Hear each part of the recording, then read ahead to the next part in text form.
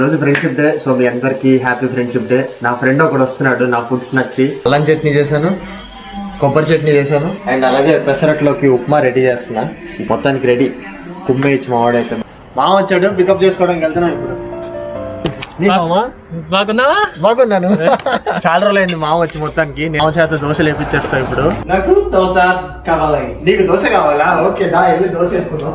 Take full spoon and now spread it evenly. చుట్టూతో oil పోయమంటే గరిటని ఆయిల్లో ముంచి దోశను లేపేస్తున్నాడు ఒకేసారి. ఇంకొక 5 నిమిషాలు ఆగి అయిపోతుంది.